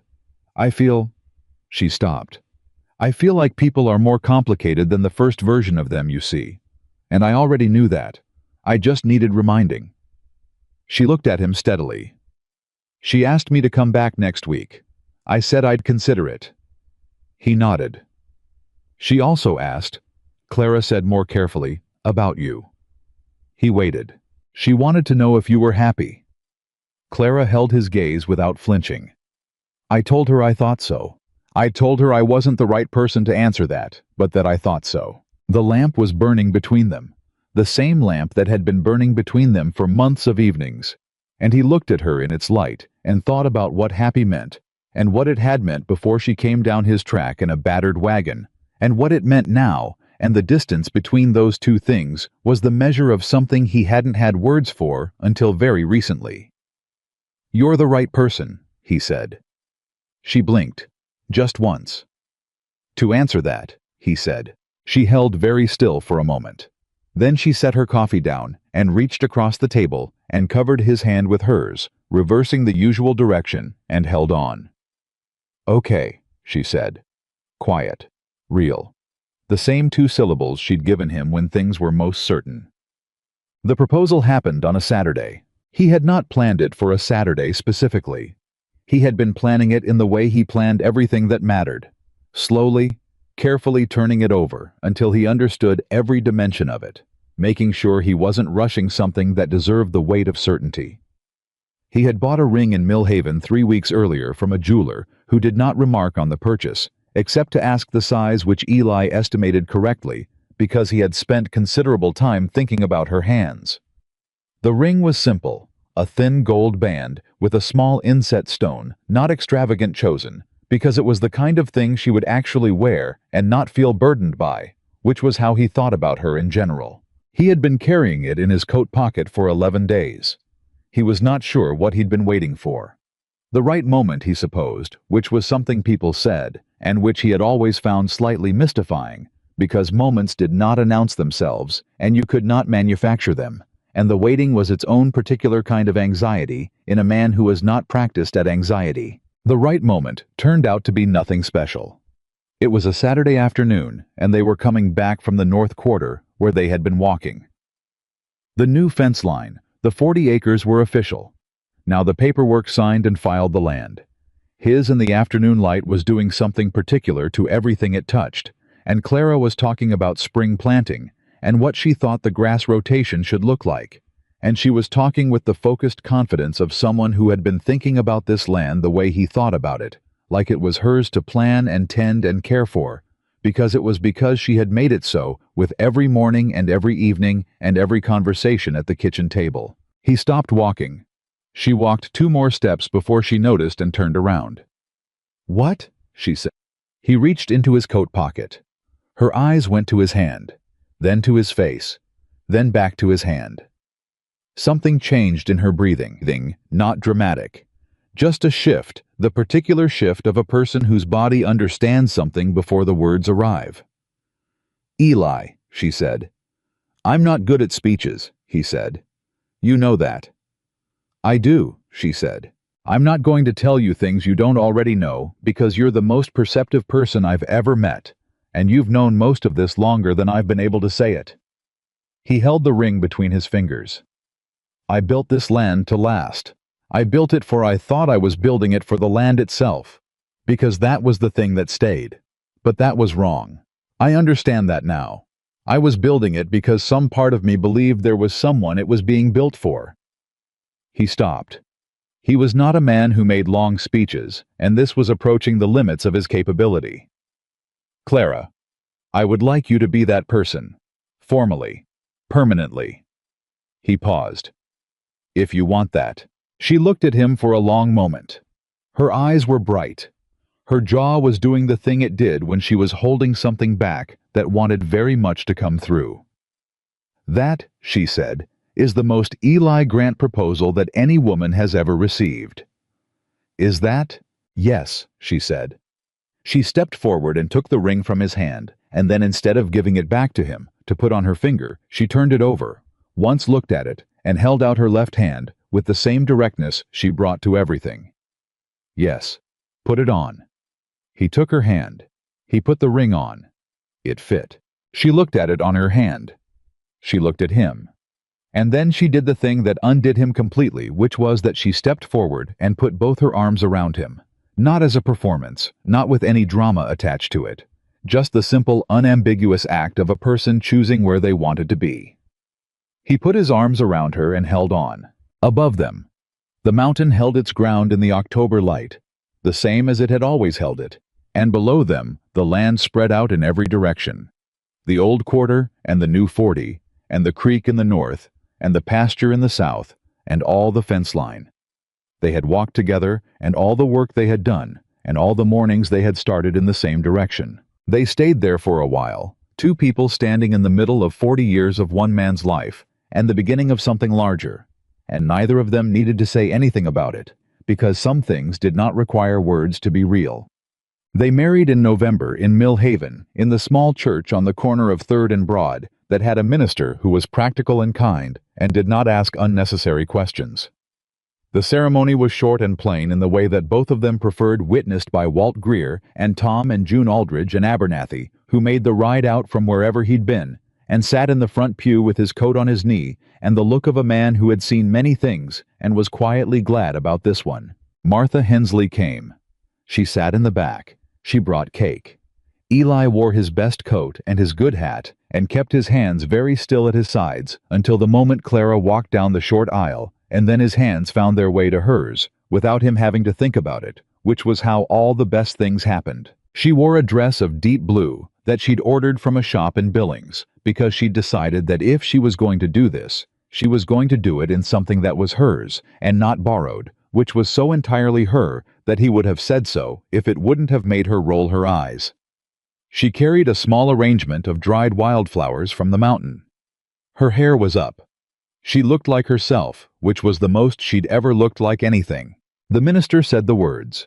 They said theirs. The ring that had already been on her hand for 3 weeks got removed for approximately 40 seconds and returned with a formality that made Walt Greer clear his throat and look at the ceiling. When it was done, Clara turned to him with the full, unguarded smile, the real one, the one from the chest, and said quietly enough that only he heard it. "Took you long enough." He looked at her. "I got there." "You did," she said. "Eventually." "I believe the traditional response to that observation," he said, "is silence." "I believe the traditional response," she said, "is to kiss your wife." He did. The church applauded with the particular enthusiasm of a small community that has been watching a thing develop for months and is deeply gratified to see it formally established. Walt Greer whistled. Tom Aldridge shook his head with a smile. Martha Hensley cried, which by this point was becoming something of a pattern. Abernathy in the front pew looked at the ceiling with the expression of a man who was very much not crying and would maintain that position permanently. Winter came to the mountain, the way it always came, with authority and without apology, and the Grant Ranch went into its cold season with 2 people in it for the first time in decades. The adjustments were small and significant in equal measure. The way the house felt different in the mornings, not just functionally, but in some atmospheric sense that Eli couldn't have named to anyone without sounding unlike himself. The way the evenings settled into a shape that was not silence and not noise, but a particular combination of both her reading at the table, him doing accounts or mending tack the lamp between them, the stove going, the dogs shifting on the floor near the heat. The way his name sounded in her voice when she was across the barn and needed him, which was a different sound than anything else, and one he had not anticipated would become very quickly the sound he most relied on to tell him where he was. She was not easy. He had known she wouldn't be easy, and he had not wanted easy. She had opinions about the cattle rotation that were occasionally different from his, and she said so. She had opinions about the way he kept his accounts that were entirely correct, and she said that too. She pushed when she thought he was wrong, and held when she thought he was right, and the line between the two was drawn by what actually mattered, not by what was comfortable, which was the only kind of honesty worth having. He told her one night in January, with the wind doing serious business outside, and the house warm and close around them, that she had been right about the north pasture rotation. She had suggested it in November, and he had disagreed, and she had let the disagreement sit while the evidence accumulated, and then she had said nothing at all, just looked at him with the patience of someone who was prepared to let reality make her argument for her. "I know," she said. "That's all you have to say about it." "What would you like me to say?" "Most people would say I told you so." "Most people find that satisfying." She looked at him. "I find being right the first time satisfying. I don't need the additional acknowledgement." He stared at her. "Although," she said with the edge of that lightness that was always waiting just beneath her serious surface, "it is nice that you admitted it." "Don't get used to it," he said. She smiled. "The full one." He looked away. "The east pasture rotation you said should go to summer grass next year." "I did say that." "I think you're right." She looked at the table. "Clara." "I'm not going to respond to that," she said. "I'm going to sit here and let the moment exist." Heimat, a sound that was not quite a word, and definitely not a laugh, and was somewhere in between, which she noted and catalogued alongside all the other things that lived in the specific register of Eli Grant, showing happiness in ways that required translation. Spring came back to the mountain, the way spring always came, green and relentless and full of work, and with it came a letter from Daniel Crisp in Helena saying that the final paperwork on Moss's federal case had been resolved. Moss had paid his fines, surrendered his fraudulent holdings, and relocated his destination unspecified. Pruitt, it turned out, had surfaced in Wyoming and was working as a bookkeeper, which Abernathy noted in a follow-up letter, with the observation that some men had more resilience than they deserved. Calvin Marsh had been convicted on 2 counts of federal fraud and was no longer in a position to slow anyone's land review. The 40 acres north of the Grant property were fully incorporated into the ranch's operational territory by April. The spring grass on the new land was everything Eli had thought it would be. Clara rode the full boundary of the expanded property on the first warm morning that felt like genuine spring rather than winter's reluctant retreat. She rode it alone the way she'd ridden out that first morning weeks after her arrival, when she'd gone to understand the land, and Eli did not follow her because he understood by now that this was something she needed to do by herself, to take the measure of a place with her own eyes and her own judgment, and come back knowing it in the way she needed to know things. She was gone for 2 hours. Howe was at the east barn when she came back, and she rode into the yard with a look on her face that was different from any look he'd seen before. Not the controlled satisfaction of the courthouse. Not the fierce, bright thing from when he'd proposed. Something older and quieter. The look of a person who has arrived, finally completely at a place they have been trying to reach for a very long time, and is only now permitting themselves to understand that they are here. She dismounted and led the mare to the trough and let her drink, and then she stood and looked out over the property.